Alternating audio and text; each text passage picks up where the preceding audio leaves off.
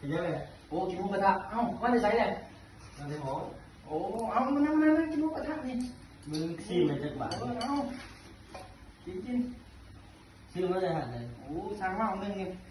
เจ็ดไปร้อยหมดเลยเราต้องเก่งใจดอกเอาไงดอกกันเองเราต้องเก่งใจดอก มันเดือดจะออกเลยนะ ไม้ออกแล้วไม่ได้ตอกหรอกเราเก่งใจดอกเรากินนะได้กระโต้นเลย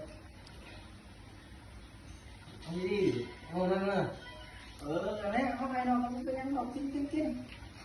แสบเนาะของพี่